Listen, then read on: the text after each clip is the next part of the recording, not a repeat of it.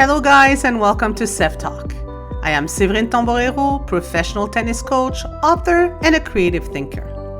This podcast is about having a conversation with all of you, some very special guests, and nothing will be off limits. Join the conversation at coachseve.com, iTunes, Spotify, and on my YouTube channel.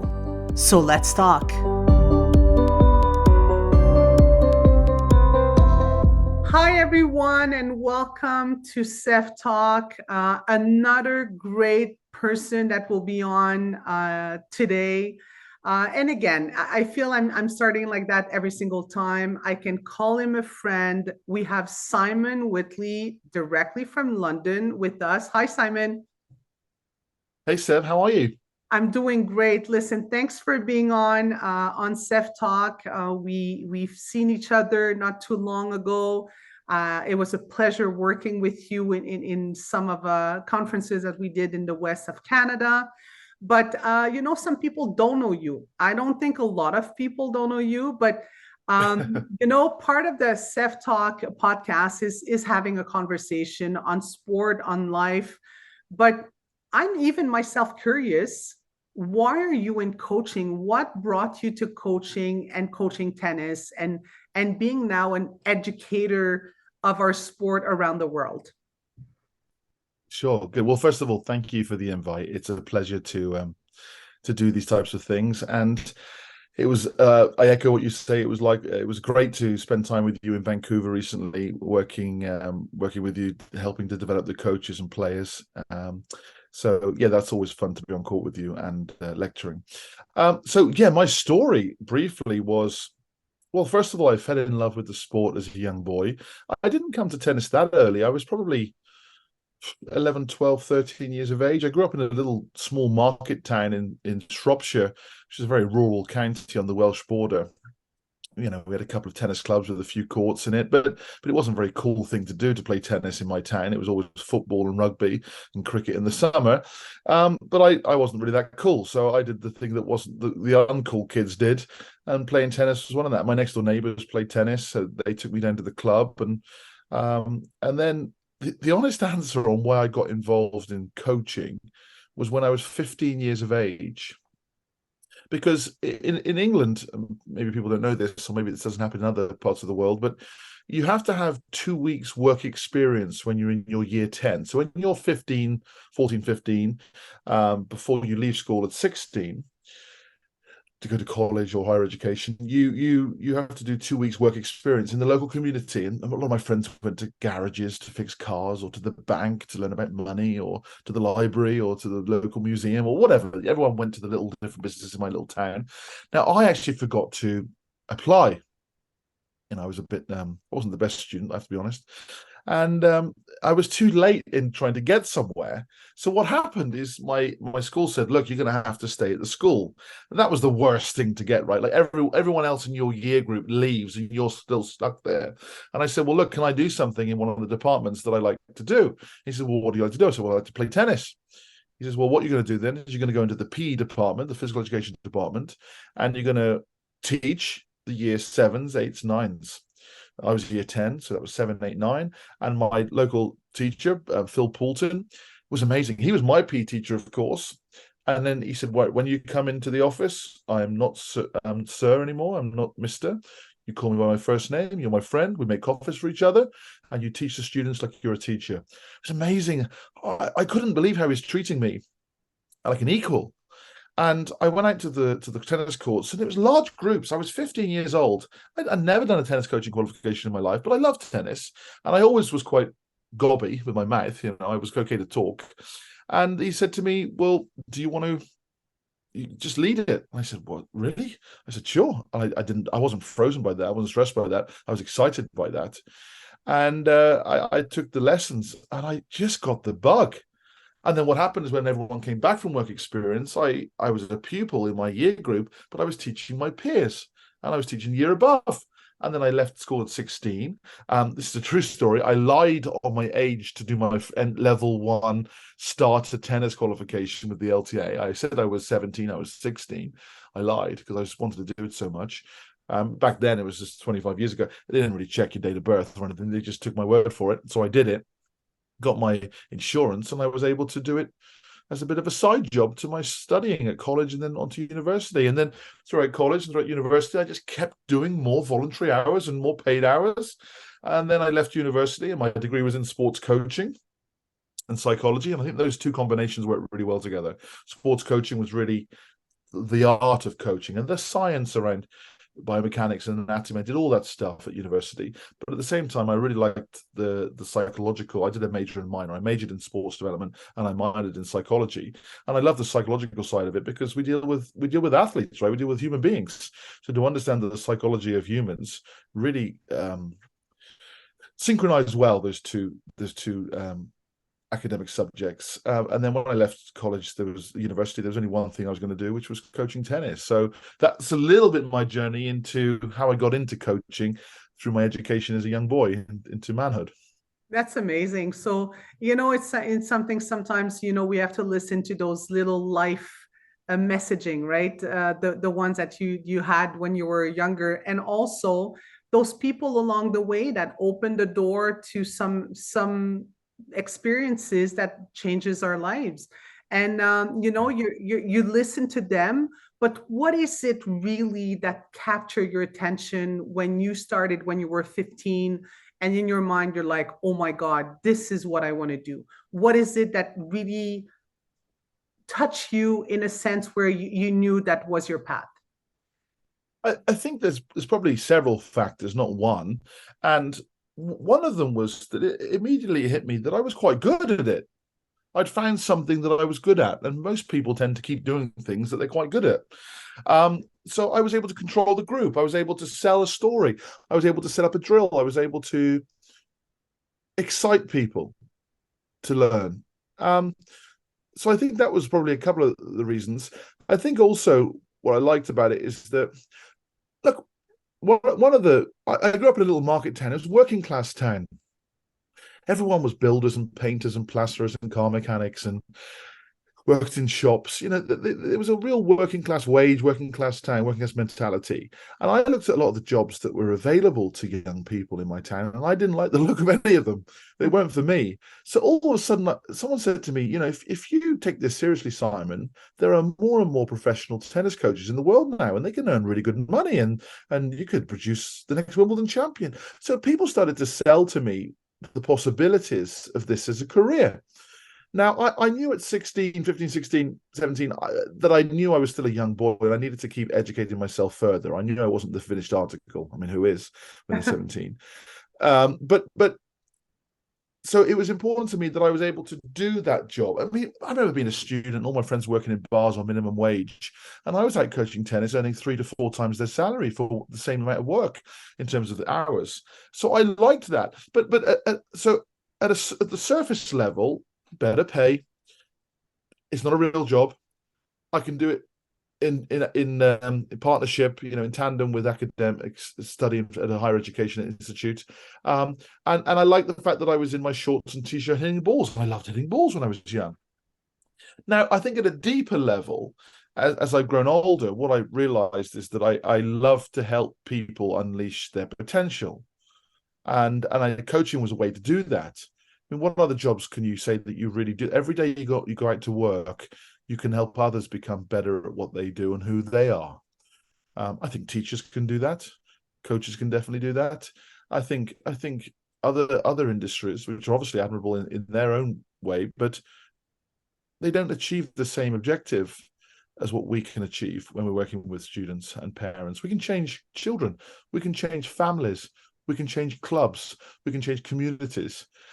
And you have no idea the impact of that over time. I wanted to pass the baton of my love for the sport to others, and I guess that at a deeper level was something that I knew, kind of spiritually, instinctively, very young.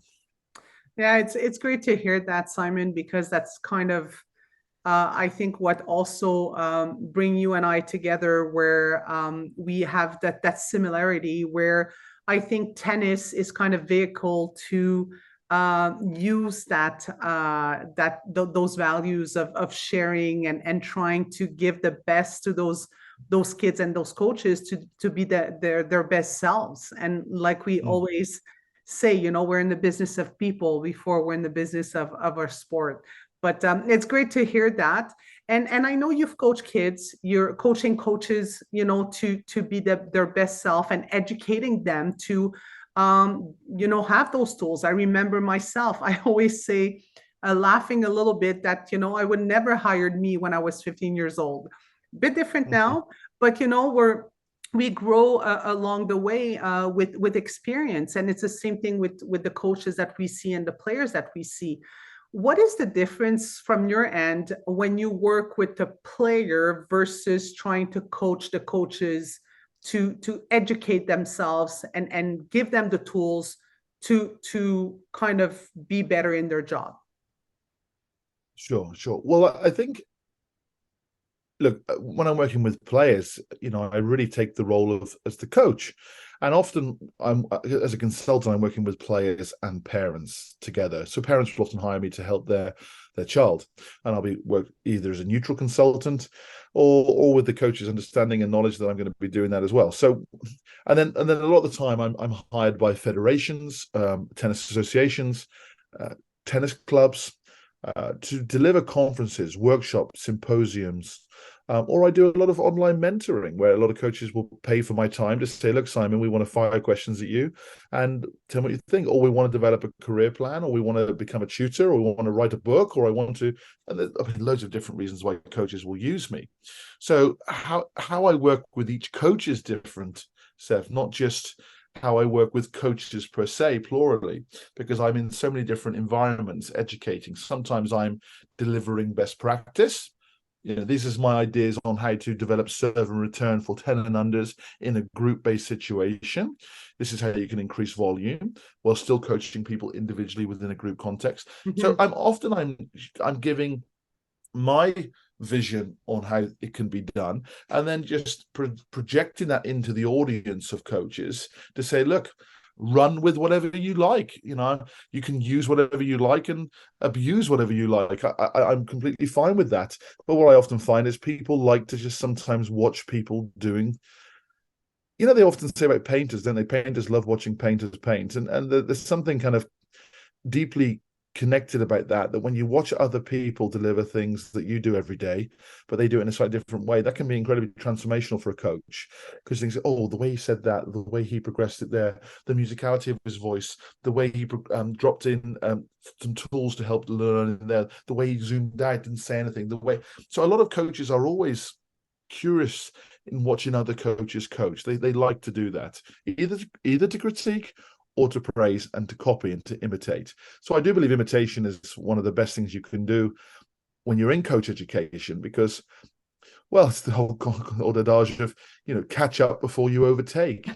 Everyone is their own self, but there are probably other people in the world doing what you do a bit better than you, or getting better outcomes. Well, why is that? Well, look at how they do it and get up to their level, and then overtake it by forming a new version of it in your own way and improving it. So there's that. Now, the other thing I do when I'm working with coaches is I start from their world back. So if I work more one-on-one, it's like, well, what are your needs? What's your identity? What do you believe in? What are you for? What are you against? So in my book, which I think we're going to come on and talk about, I talk a lot about, identity, significance, and competence. Your identity is who you are. Your significance is, what legacy do you want to leave? And your competence is, well, what are the skills that you need to achieve that? And if you're always working in that loop of really understanding who you are as a coach and where your strengths are and where you can be better, and then understanding, well, okay, what is it, the impact that I want to make on the world? What do I want to develop the next Wimbledon champion? Do I want to create a great academy? Do I want to be a tutor myself? Do I want to work for the federation, the governing body? What's your goal? And then, well, what skills do you think you're going to need to do? What connections do you need to make? What content do you need to develop? So I'm always working with coaches more bespokely under that framework. And then when I'm working with players, that's always the same framework, Seve, which I'm sure you'll resonate with, which is, what's your starting point? What could you look like? What's the final skill on that? If it's the serve or their weapons, their forehand, backhand, if it's their footwork, if it's their tactical understanding, what's their starting point? What's their final skill that's possible, and then how will I, as a coach, help bridge that gap between those two things. So it's a slightly different framework that I'm working with both coaches and players, but a lot of similarities, of course, because it's always about unlocking potential within the individual. Yeah, no, you're right. The common thing and the common theme on this is really to individualize. You have a person, you have a human in front of you, that it's either a coach, that it's a parent, that it's a kid. You want to take that person and then in a framework try to develop them, or just give them knowledge to, like you say, to get to where they want to get. Simon, you're traveling around the world. I know you worked for many, many years at the Federation. And what would you say that are the challenges? I would say, are there any challenges with where you traveled? And do you feel those challenges are the same or different from countries to countries in regards of our sport and what you've done with your travels? Yeah. It's definitely different everywhere in the world that I go, and I mean, in some sense, I'm lucky that wherever I go, I'm funded and paid for by the individual that's hired me, and therefore they have an economic platform to be able to get me there and do good work, often with people. And I'm very lucky I get to work with people that want to be there. So I'm not a school teacher in a school where 25 kids hate tennis and three kids love it. Everywhere I go, people want to listen to me, or they want my consultation, they want my advice, they want my content. So I'm always lucky. I think that's one of the big differences between working for the Federation versus working for myself, is that when I worked for the Federation, I was always planted into clubs, into county associations, into qualifications. And it wasn't always so obvious to me that people wanted me there. I mean, first of all, I was the governing body, and there's a natural tendency to people to rage against the machine. And look, I understand that, but I often felt that I was a dartboard when I walked into clubs, when I had my tracksuit on, my LTA tracksuit, and that was uncomfortable because I often didn't do anything to upset these people overtly, but implicitly there was just this feel that I was the regime, and therefore what I've loved about being a consultant, if I may speak openly and candidly, is that I'm not aligned with anyone at the moment. I'm not full time with any one federation or any one academy or any one player. So I have a diverse list of stakeholders that I work for, and I'm a parachute project guy. I come in, I do work, and I leave. So there's something that's both fulfilling for me in that, because I'm able to offer my services to more diverse stakeholders. So let me zoom back to your question. Everywhere I go, I feel that people really want to listen to me. There's a genuine necessity for that. And what's the reason for that? Well, I think I'm English speaking, and that helps because often these conferences tend to be their native language or translated into English.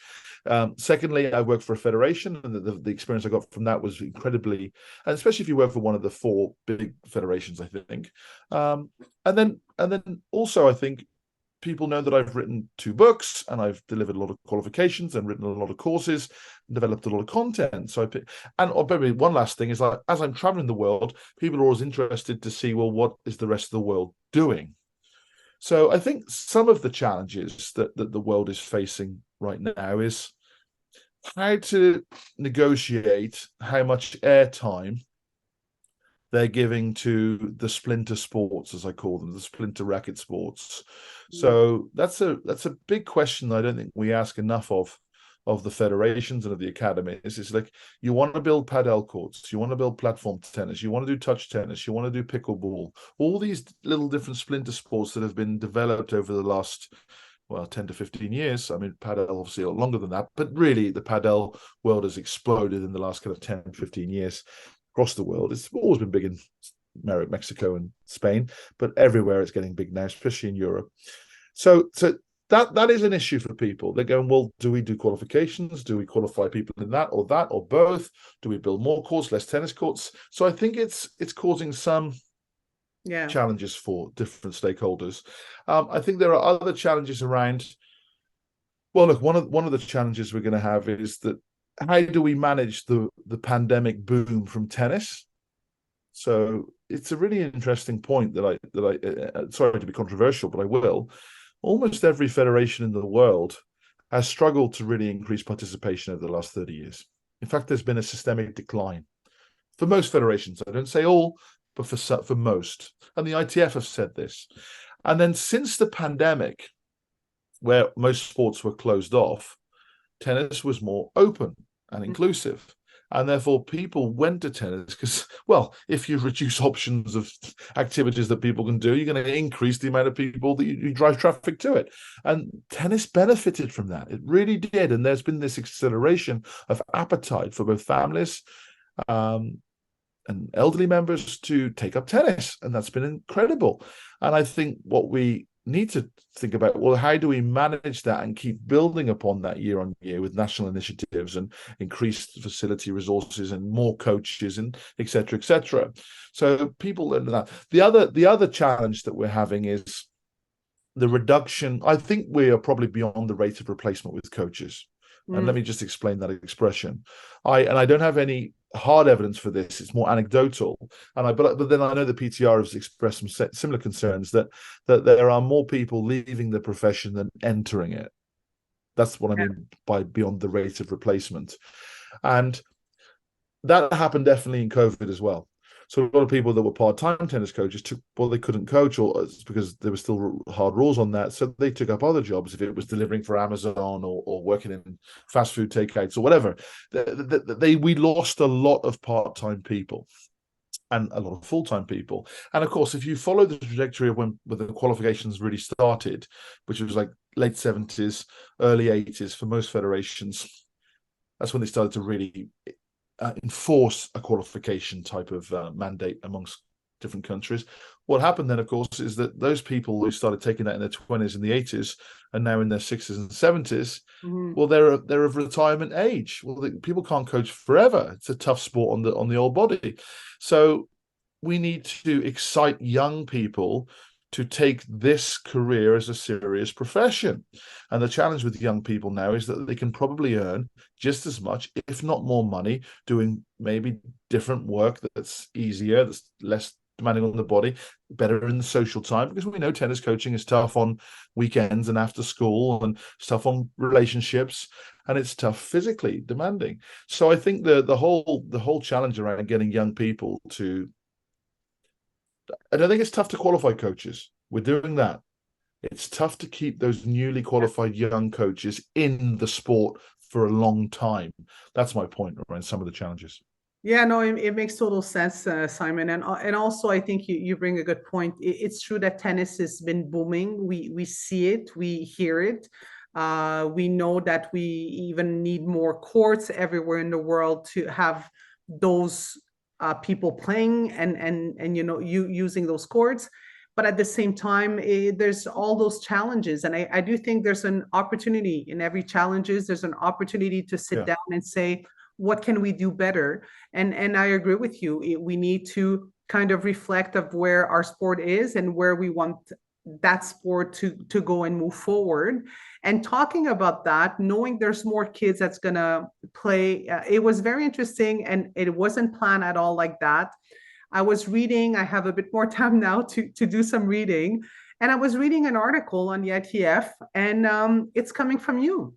And it was really interesting because it was about mini tennis, progressive tennis, and you have a take on it, and what we're missing and what we should be doing differently and better. I would like to hear you on this, because I think there's a misconception on the balls, on the kids playing on different courts. I remember when I traveled, the clubs for Tennis Canada, and still doing it now. It's always selling the fact, and I hate to use that word, but that's what it is, that the ball is a tool to develop those kids. It's a tool for those kids to play tennis. We don't train kids. We have them play tennis, and then we train them to be better. So what's your take on progressive tennis, on mini tennis, on that aspect? Well, and those articles that you talk about, one of my concerns has been for some time is that the professionalization of the coach education, coach development pathways, mainly by federations, and of course the ITF, because they've done this worldwide in the developing countries. The net effect of that has been that we've become much more knowledgeable about the sport and how to teach it to children and to adults. So there's a lot of information. There's a lot of hoops to go through to become a coach. And then the net effect of that has been the opposite to what pickleball and padel have achieved in such a small period of time. So pickleball and padel have been able to essentially sell their sport through play. Yeah. Come and play our sport, not come and have coaching. That's a really different introductory offer to people. So we, and I remember Judy Murray telling me this once. I thought it was a brilliant expression. She said, often we take the game to children too soon. And she's right that we try and make 4 or 5-year-olds play, tennis on big courts and big rackets, and they're just simply not ready for it. And they're fighting fires with the game. So they often then will, it's true. It's hard to make a second impression. It's hard to make I can't remember what the expression is, but I know there's a saying out there where it's very difficult to make an impact a second time if you don't get their attention the first time. And I think that's the problem with tennis, is that a lot of people give up quickly. They try tennis, they think that they're not very good. It's not part of their tribe. So I'll go and try something else. It's normal. So many people try tennis. That's not really our problem in our sport. Yeah. Because parents will naturally expose their children to almost everything that's available within their community. The challenge is hooking them in and making them feel that they're good at this sport and that they can play the sport and not just go to coaching. And I was really concerned by the whole cultural shift in getting people just to play, whereas our sport has been come to coaching, serve lessons on before school, and train harder so you can, don't worry about competition, take the heat out of competition. We're kids are competing too much. Well, that was such a small minority of people that were competing too much, really, in the grand scheme of how many people were competing at tennis. Maybe you had 1 or 2 nutcases that were playing 50 matches a week, and yeah, they're competing too much, but that's not the norm. In my opinion, more people should have been competing more often. And that's the sport. We should sell the sport, which is competition, singles, doubles, mixed doubles, modified tennis, handicap tennis in terms of, different scorings at the start. And there's so many ways to create competition formats to excite people. But over the last 20, 30 years, children become so scheduled. I've got tennis lesson on Monday, got my private lesson on Tuesday. It's lessons, it's a lessons culture. Yeah. So going back to my article, because I think people will be interested in what I wrote in that article, the major thing was this concept of learn, move, compete, rather than learn, drill, learn. Oh, and play a competition in 6 months' time when you're ready. I thought that was counterproductive to our sport, and we would lose a lot of people through that approach. So I offered a different approach, which is, well, why don't we make every tennis lesson a competition lesson? What it's like when you coach kids, Sev. When can we play a match, miss? When can we start playing points? When can I play a tiebreak? So children are wanting that. Children are asking us for it, putting their hands up, saying, we want competition. They don't want to hear about how to hold the left hand on the racket beautifully when you take the racket back. Now, we know that they need that for long-term technical development, but sorry, you have to wrestle that with their competitive need as a young child. So I designed this, and it's evolved through some different people. Of course, it's not fully my idea, but this concept of, well, in every lesson, can we not have a cycle of learn, move, compete? You learn a skill, you do it with more movement pressure and open skills where you change the reception skills needed, and then you right away put a competition on it. So throughout the lesson, there's lots of different opportunities to compete, not just play a few points at the end of the lesson as a reward for doing your drills well. I thought that we got that horribly wrong and old-fashioned. And I think if we did that, we would see much more children wanting to compete in the sport more regularly. And then, sorry, to answer your second question, which is, what do I think on the modified approach to learning the game? To me, it's both logical for 99.9% of the children. I know that there are some hotshot children out there, little Alcaraz at 8, 9, 10 years of age. He would be absolutely fine, super coordinated, playing on slow surfaces where he can let the ball drop. And then, look, you can handle the yellow ball, you can handle a full-size racket. But the question I always go back to is the modified courts really played a role for two reasons. Smaller courts, smaller rackets, lighter balls. First of all, it was to allow more children to be more successful at learning this game quicker in order to fall in love with the sport and stay in the sport, and for tennis to become their identity. That was one of the reasons. And we both achieved that, and we haven't achieved that. I'll come back to that in a second. The second reason was to accelerate talented children so they have more advanced technique younger.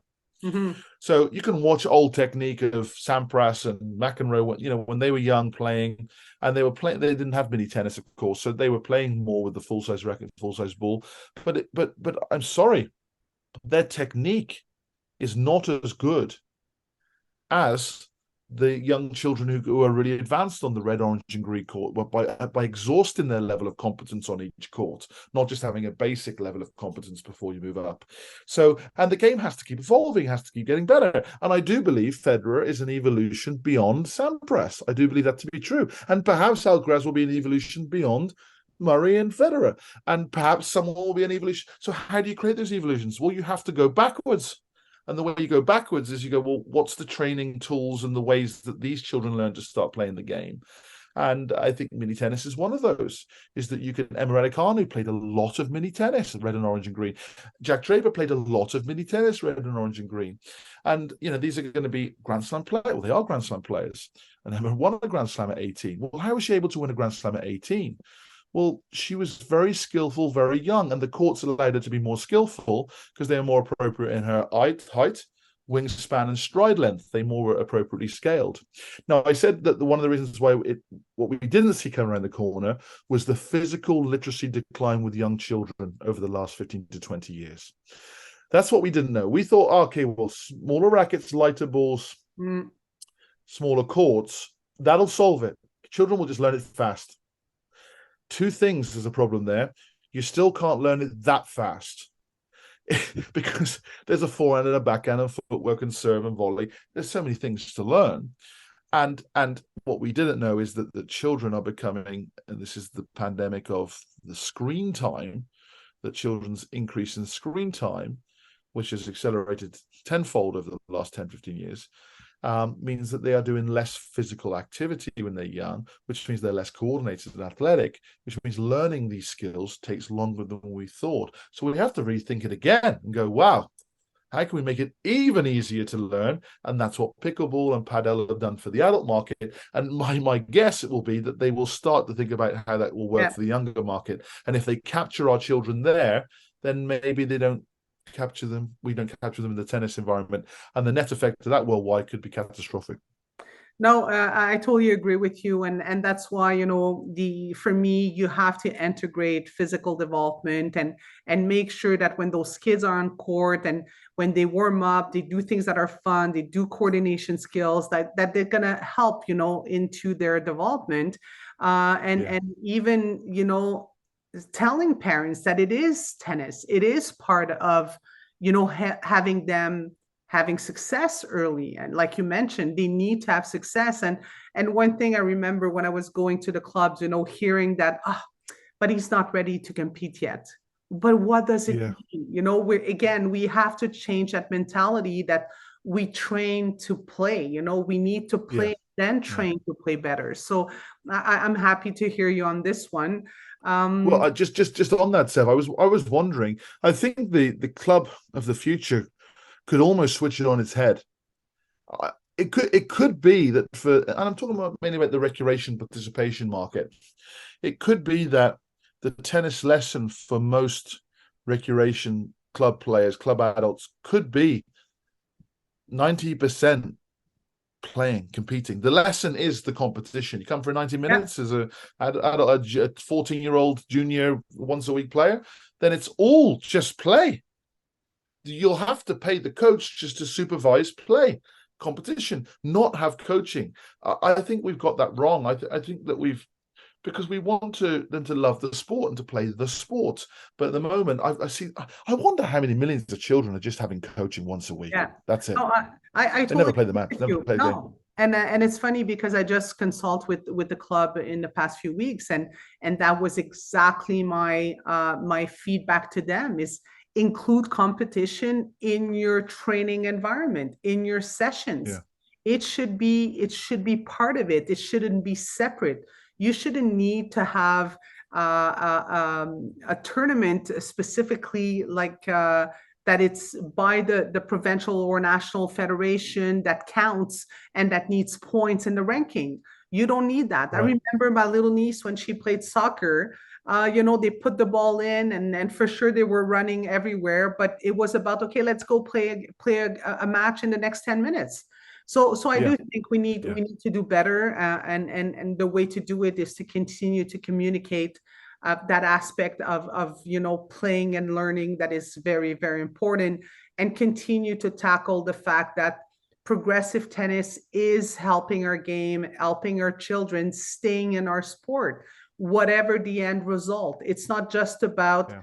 going pro, playing on the WTA or ATP tour. If that's what it does, great, but it's how they start that will make a difference. And like you mentioned earlier, it's about retention. Yes, we want Mhm. those kids to try the game, but at the end of the day, if after 15 minutes, they don't like it, they're going to be gone. And we're Yeah. lacking an opportunity to have those kids in. Simon, you talked about books. You have 2 books. I would like to hear about it. What was the process, and what are the books about? Sure, sure. Well, I was a young coach, maybe 24, 25. I had a label in the area that I worked as being quite creative with equipment, progressions. I think I was good at helping people to learn. That's one of my other values, is that I really believe in always learning. I feel that I'm frustrated if I'm not learning all the time. That's really like a drug to me. So when I was a young coach, someone said to me, "Look, I think it would be really good if you share some of your ideas with other coaches." And this would have been back in 2005. I started writing this. It was a long time ago, and there wasn't. I don't even know if there was YouTube then. Perhaps there was, but anyway, it wasn't so popular. Certainly, videoing things would have been expensive.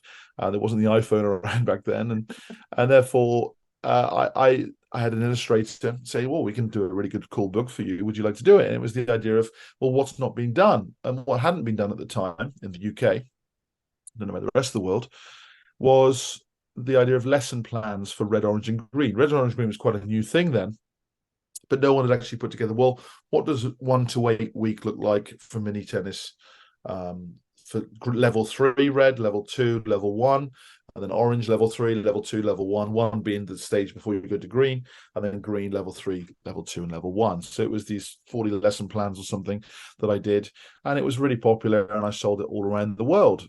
But it was essentially drills and progressions within a lesson framework. Yeah. Now, that was a colourful book and well designed, and people were still buying books back then. Of course, the world's changed a lot, and audiobooks and podcasts and videos on YouTube and video-based resources has moved along a lot. My second book, I didn't want to do anything like that. I didn't want to do drills. I didn't want to do technique. And part of me is because there's so much content out there for coaches to access for free or paid versions. So I wanted to do something that no one else had done. So I wrote this book, which is essentially 7 different chapters.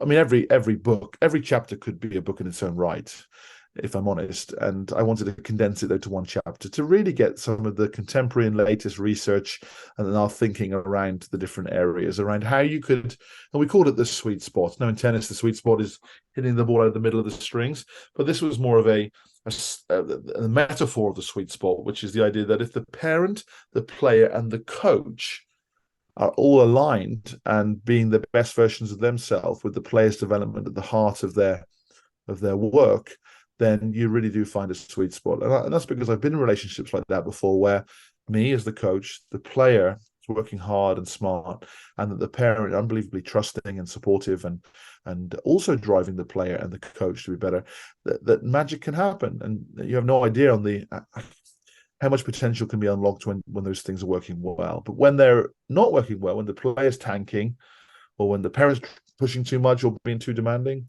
or not pushing enough, or the coach is not really fully committed, then, or is coaching with too much apathy, then there's a fracture within that framework, and there's a dark side to it which can play out. And often it's then when the parent wants to move the player to another coach. So all this time when players are moving from coaches, it's normally this fracture, this trauma triangle playing out in its worst sense. So I thought, well, wouldn't it be interesting to say, I want to write a book that the parent can read, the coach can read, and either one of those two could share the ideas of the book with the player. So all three stakeholders could be aligned based on the content. So 7 chapters. There's a whole chapter on kind of contemporary coaching and pedagogical insight around learning and teaching, around coaching styles, around the spiritual side of playing tennis, the emotional side of playing tennis, the how to leave a legacy within the sport as a parent, player, and coach. So throughout the book, I keep referring to all the concepts from the lens of the coach, from the parent, and the player, and that's what made it really unique and really different. No, that's great, and I encourage everyone to go and get it. And you talk about being someone that is very not artistic, but creative. And I think creativity is something that you need as a coach, you need as a teacher, you need even as a player, and not being stuck in a box. And I think as coaches, we also need that. We need to open our minds to, yes, we have our values, we have our kind of base of what we believe in, but it's important to be open to different conversation, open to different visions also. And I think that's why those conversation and the ones that we're doing together is so important, because you need to hear sometimes this different voices and different messages. Again, I was saying that you're someone creative, and you've been working on this for years and years and years. You also see the perspective of coaching the coaches as, you know, structuring now some lessons, some training, and having a community together.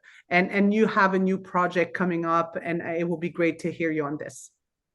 Yeah, thank you. Well, it's always, you know, it's the Silicon Valley rule, isn't it? Like break the rules as fast as you can and make change happen. And one of the, I think this is the biggest challenge for coaching education now.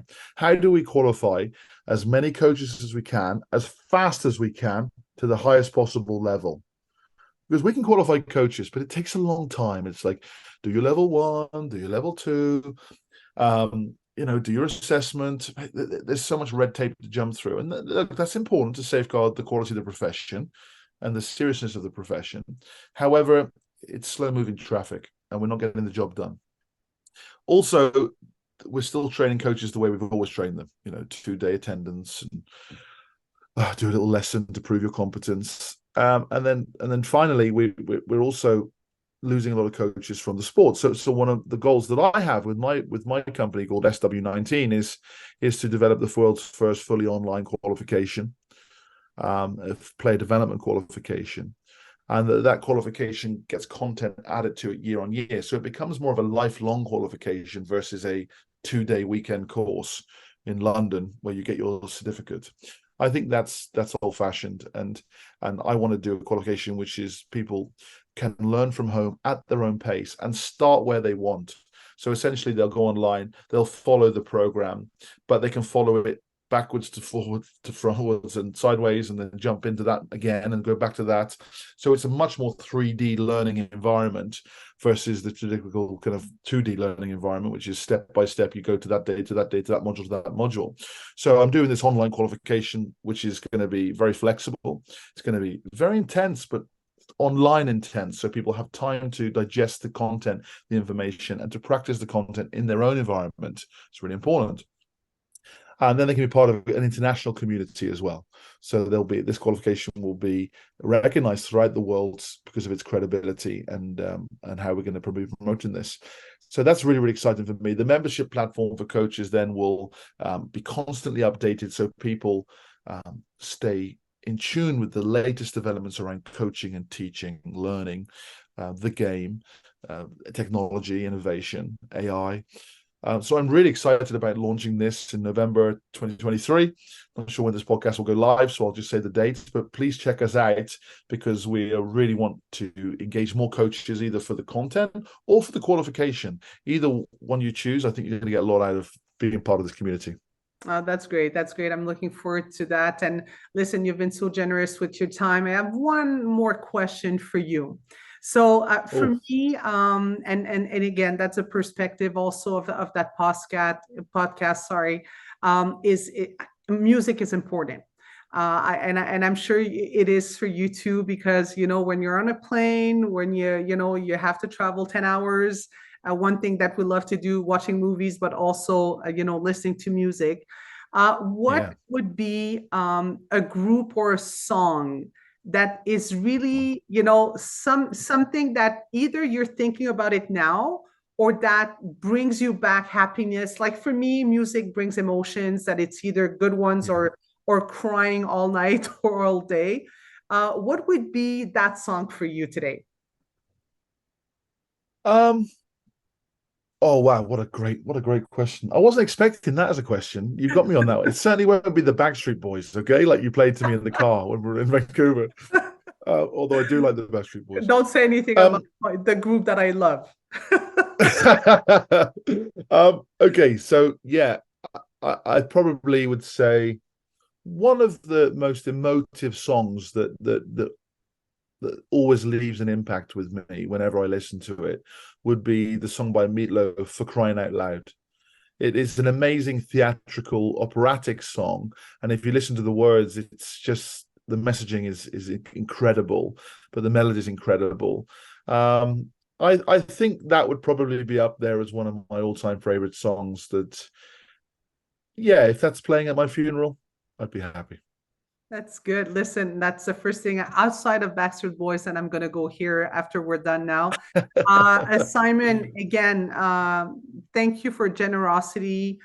Where do people can reach you out? I know you're Sure. on social media, your website. Where is that? Yeah, thanks.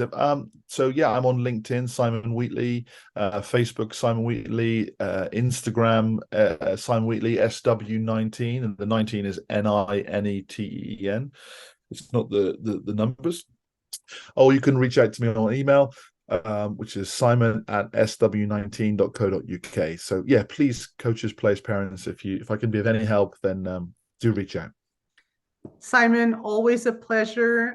Thank you so much. Good luck with all the travels coming your way for the end of the year and for 2024 already. 2024, and looking forward to being with you again on the court. That will be amazing. Oh, me too, Seve. Thank you so much for the invite. I've loved it. Loved it. Thank you. Thank you, Simon. Talk to you soon. Bye. Cheers. Bye. I hope you enjoyed this month's podcast. Go to coachseve.com in the media section and share your experience, questions, and comments. Thank you guys for listening and being part of the Seve Talk community. Until next time, Seve's out.